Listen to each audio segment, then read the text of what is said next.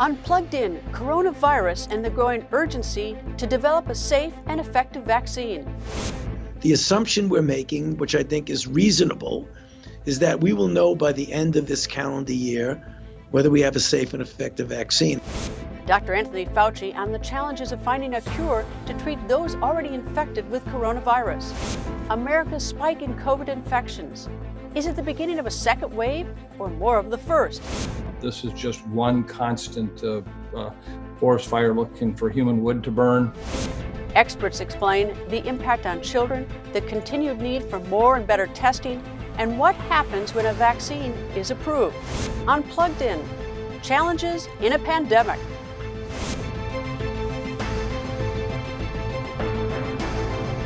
Hello, welcome to Plugged In. I'm Greta Van Susteren, reporting from my home in Washington, D.C. Whether you live in cities or in rural communities, you are not immune or protected from coronavirus. That's the latest assessment from Dr. Deborah Birx, the White House Coronavirus Response Coordinator. She says the United States is in a new phase of the COVID pandemic, as it is extraordinarily widespread beyond America's cities. Worldwide, in July alone, 8 million new cases of COVID-19 were recorded. That is nearly half as many as recorded in the pandemic's first 6 months. Now, with more than 18 million cases around the world, the U.S. still has the most confirmed cases, more than 4.5 million. Brazil is closing in on that number with 3 million people infected, and India has nearly 2 million cases. Then Russia, South Africa, and Mexico. Under normal circumstances, developing a vaccine for any disease is difficult and measured. Amid a pandemic, a challenge is to move fast, but assure the public a vaccine is safe. VOA Steve Baragona updates us now on the status of several vaccines entering the final stage of clinical trials. Tests got underway at 120 sites worldwide on a vaccine developed by drug firms BioNTech, Pfizer, and China's Fosun Pharma. Another 89 sites in the United States are hosting tests on Moderna's vaccine. They're the last set of clinical trials before approval. Frank Ader leads the study at a Moderna site in New York. And once we get past this trial, we can move into the general public and actually mass producing and having this given to the population. Before that happens, though, these trials will gauge how well the vaccines work and how safe they are. Though new techniques helped get these shots ready in record time, officials say all the normal safety checks are in place. The tests that just started are a key part of that, says Vanderbilt University infectious disease doctor William Schaffner. These are new technology vaccines against a new virus in humans. We need to be very careful about that and look at vaccine safety very carefully. That information comes out of the large, we call them phase 3 trials. Those are the ones that are currently underway. Yeah, go ahead. Those phase 3 trials involve tens of thousands of patients to look for less common side effects. Scientists hope for results by the end of the year. Another vaccine in phase 3 comes from Oxford University and drug firm AstraZeneca. Like the Moderna and BioNTech vaccines, the Oxford shot triggered immune responses in early tests.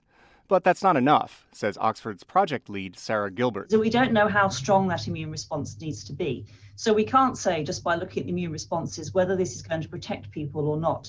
And the only way we're going to find out is by doing the large phase 3 trials. Even before those trials produce results, the British government has given companies millions of dollars, and the U.S. government billions, to manufacture the vaccines.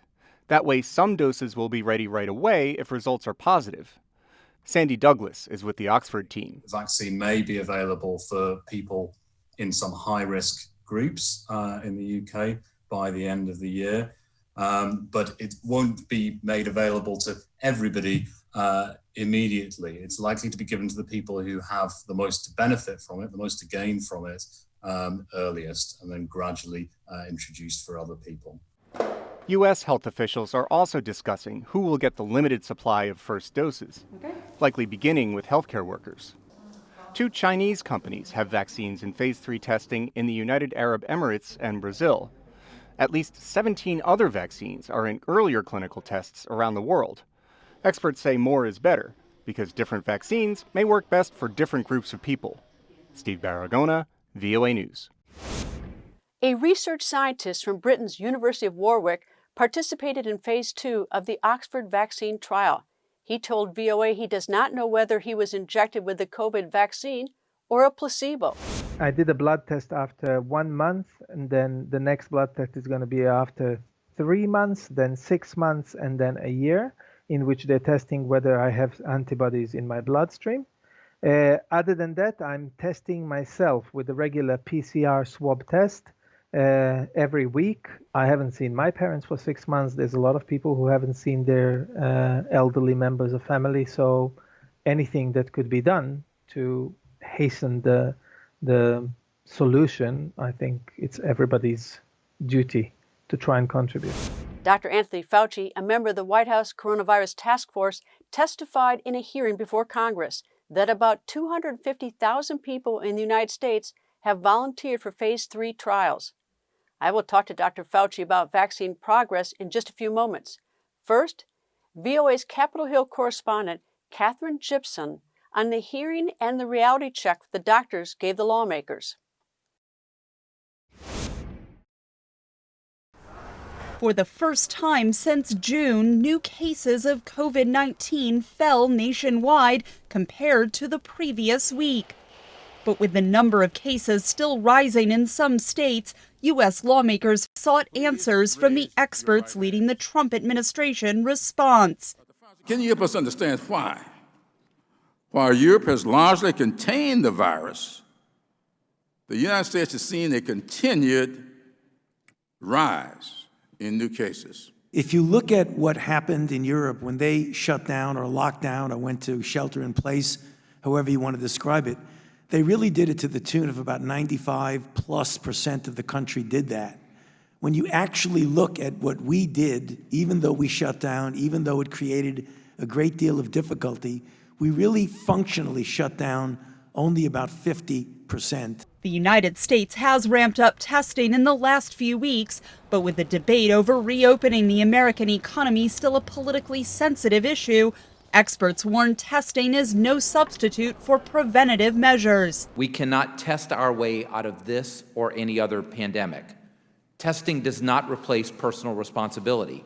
It does not substitute for avoiding crowded indoor spaces, or washing hands, or wearing a mask. Precautions that many hope will bridge the gap until early next year, when officials estimate a vaccine could be ready. Ultimately, within a reasonable period of time, the plans now allow for any American who needs a vaccine to get it within the year 2021. Right, and that is the plan. The White House said that speed is due to the president's leadership.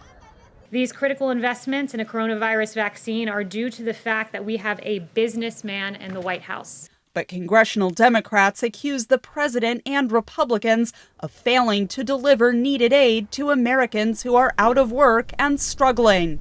The Republicans said they wanted to take a pause. Well, the virus didn't. Leaders from both parties failed to strike a deal that would have extended additional aid to millions of unemployed Americans. Katherine Gibson, VOA News, Washington. I interviewed Dr. Anthony Fauci, who testified at that congressional hearing. He is considered one of the world's leading authorities on infectious diseases, having advised 6 U.S. presidents on global health issues. Since 1984, Dr. Fauci has been the director of the U.S. National Institute of Allergy and Infectious Diseases. He's also a member of the White House Coronavirus Task Force. I asked him, how close are we to identifying a safe and effective coronavirus vaccine? I think it's important to point out, Greta, that there are more than one vaccines. I mean, there are at least 5 or 6 that are being subsidized and supported directly or indirectly by the federal government, in the sense of putting in money not only to help in the testing, but also in the production. And in fact, the federal government has invested hundreds of millions, if not more than $1 billion plus, to making vaccine even before it's proven to be effective, so that if it is effective, you save several months.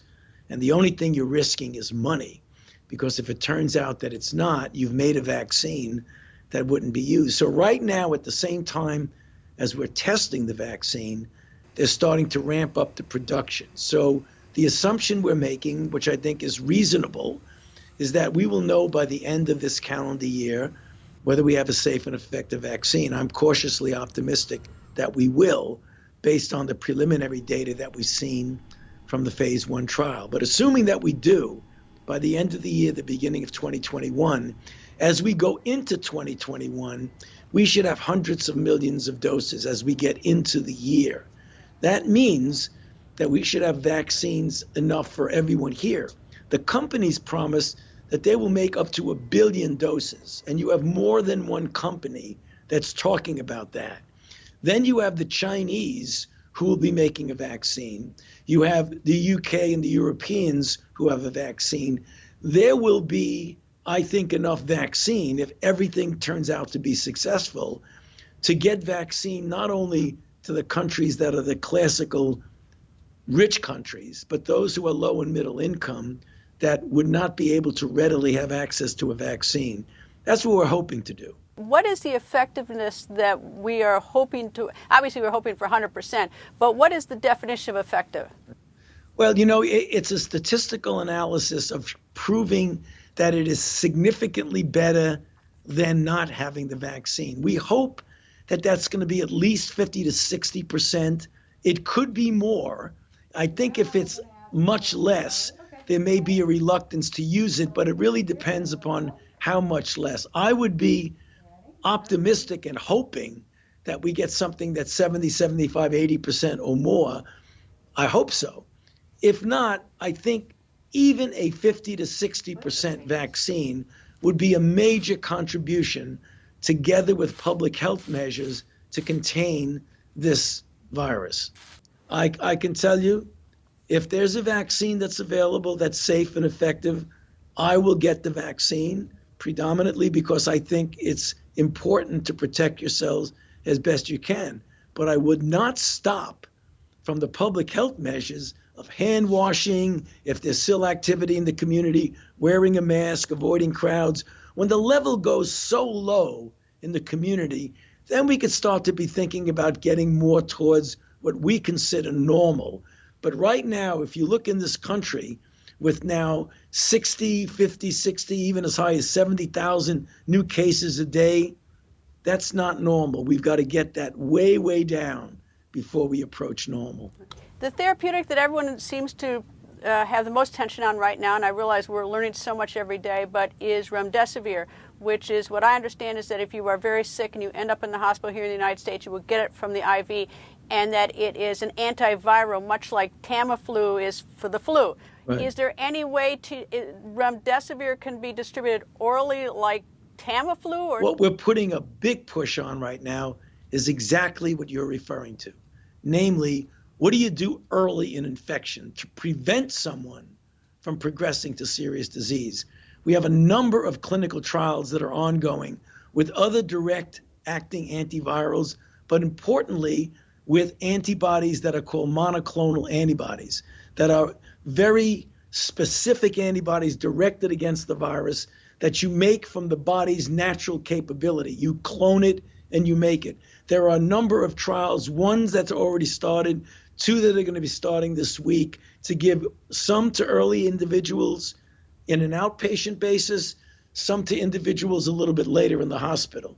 But that's a major goal of therapy now, is to what do you give to someone to prevent them from progressing versus waiting until they have advanced disease when you can give them some drugs that we know work.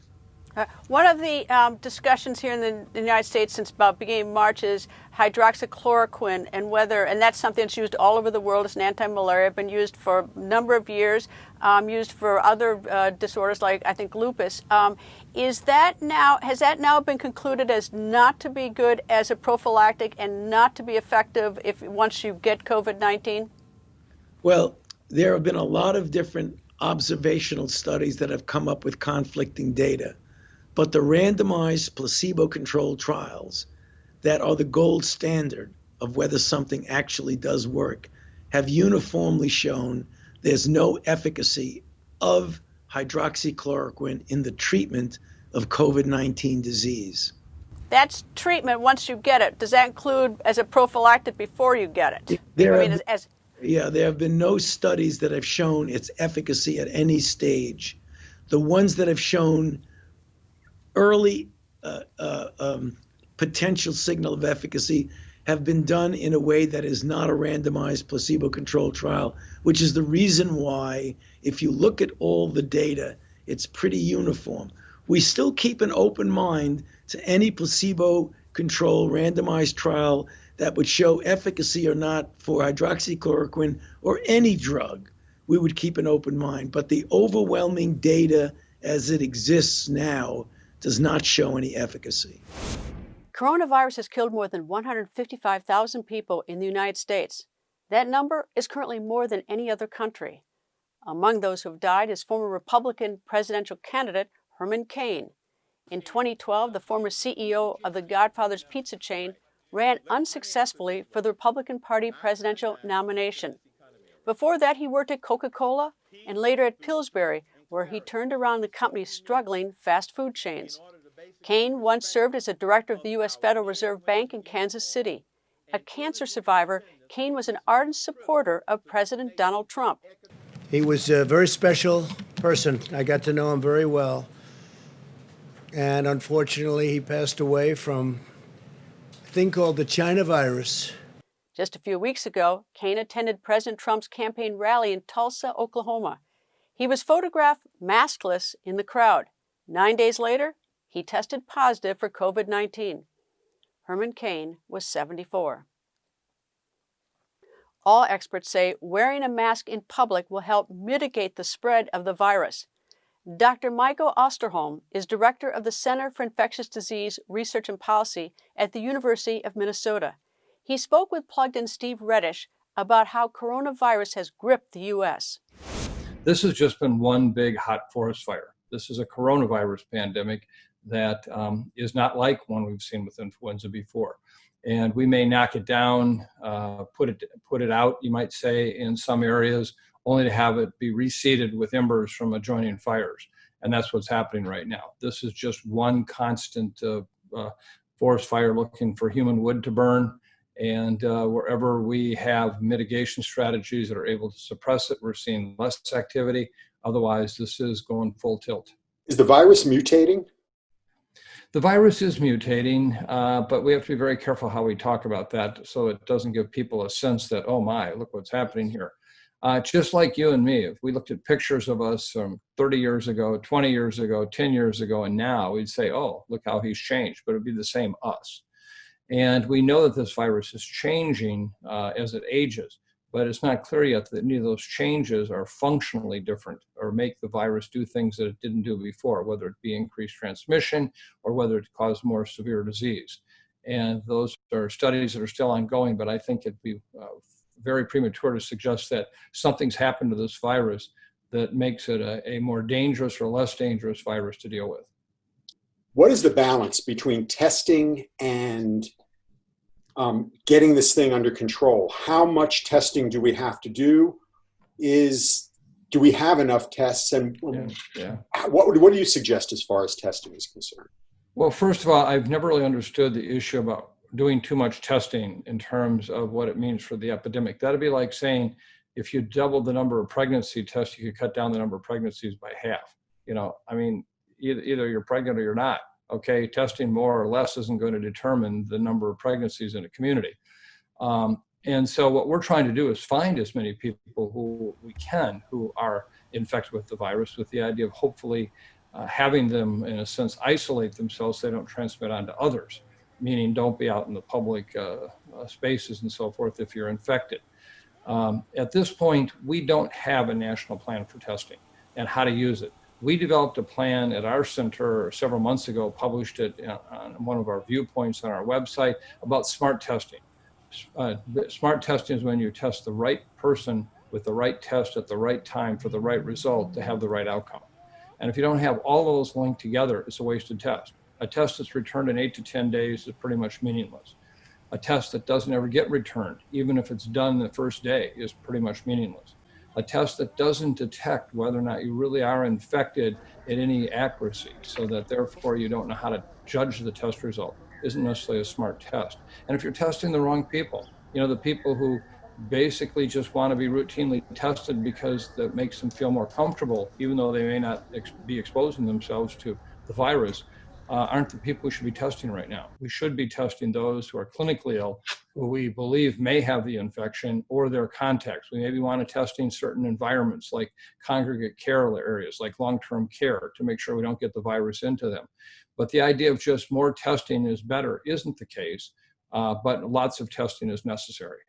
When a vaccine is developed and approved and ready for distribution, how do you see that going as far as being able to get the vaccines out and in making sure that the public understands that how effective the vaccines will be? Well, as we have said many, many times, a vaccine is just a vaccine.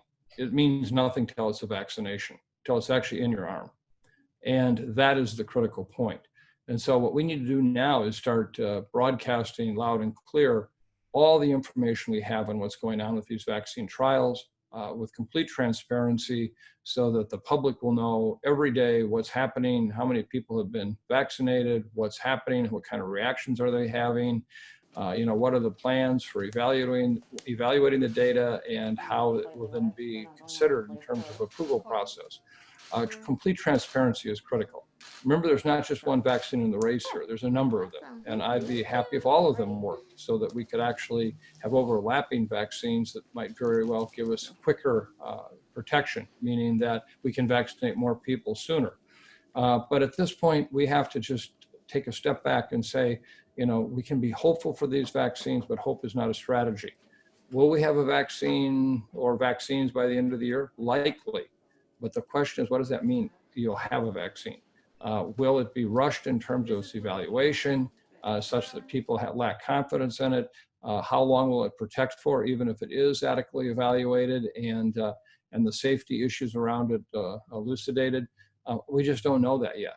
And so we all recognize the only real light at the end of the tunnel for us with this disease is a safe and effective vaccine for the world, not just for the United States. Identifying and isolating everyone who comes into contact with an infected person is one of the most time-consuming and challenging tasks for health workers. But in Nigeria, some local leaders are stepping up to the task of helping tracers do their job. VOA's Timothy Obiazu has more from Abuja.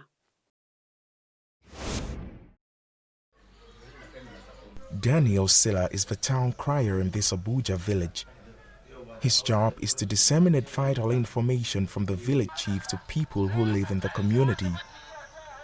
In recent months, his message has been about COVID-19 and ways to prevent it. He also is helping health officials with their contact tracing mission. They came in their vehicles. I wore coronavirus protection clothing with them. This community was among the first in the Abuja region to record the spread of the coronavirus. First time was about 7, second was about 14. The conclusion, when that test was done, I think it was about 70-something. Health officials have responded by conducting extensive testing here. But as the number of cases grew, so did the difficulty of contact tracing. Village officials like Dogo are helping health workers locate positive cases. And they came with the list.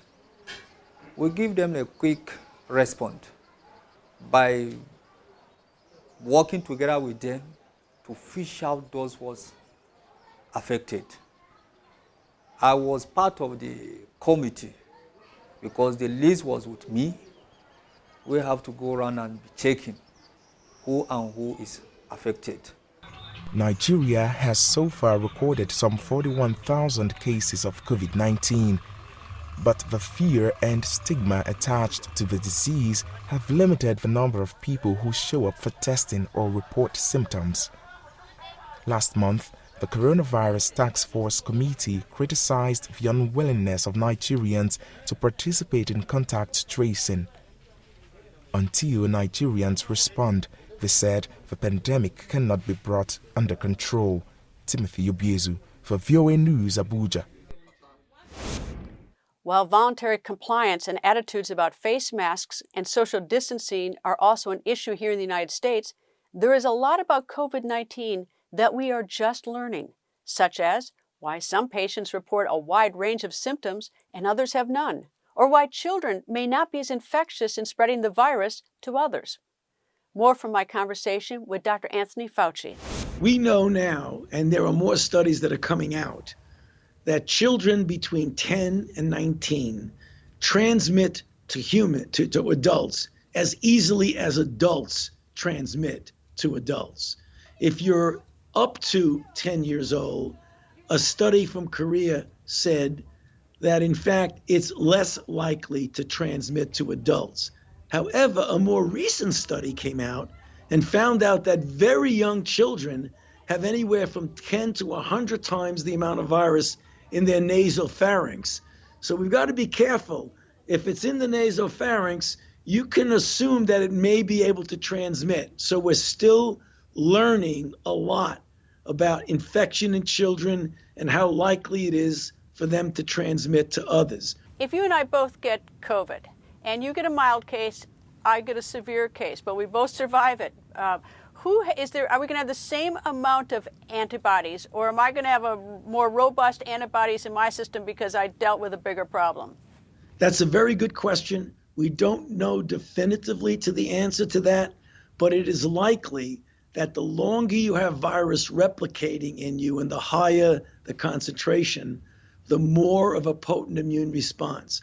The only problem with that assumption, Greta, is that there's so much variability in the human species, this polymorphism we call it, that your ability to mount a good response, even though you get seriously ill, may not be as good as my ability to mount immune response, even if I don't. But in general, the more exposure, the more replication you get, the better chance there is to get an immune response. Why does there seem to be so many variability in what people get from this one virus?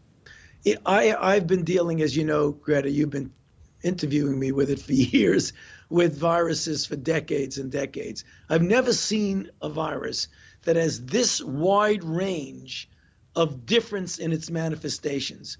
Up to 45% of people get no symptoms at all. There are some that get mild symptoms. Some get sick enough to be in bed for weeks at a time and get residual effects even after. Some have to go to a hospital, some get intensive care, some require ventilation, and some die. It is a very, very unusual to see that wide range. We don't know. It may have to do with the level of receptors. There may be genetic distribution. We don't really know the answer to that. We do know, though, that there are people, mainly elderly and those with underlying conditions, who have serious consequences of infection. But we don't know why, if I got infected and I had no symptoms and you got infected and you had to stay in bed for 3 weeks, we don't have any idea why that's the case. If you get infected or I get infected, we have no symptoms. Are we immune from a second round, or could we get corona, or could we get it again? You have some degree of an immune response, but we don't know what the duration of that is. Whenever you recover and clear the virus from your body, that means that your immune system was responsible for that. What we do not know is how long that protection lasts. It could be a matter of several weeks or months, or it could be much longer. We're doing a prospective study on that right now. That's all the time we have today. Many thanks to my guests, Dr. Anthony Fauci and Dr. Michael Osterholm. For the latest updates on COVID-19, please visit our website at voanews.com. And don't forget to follow me on Twitter @Greta. Thank you for being plugged in.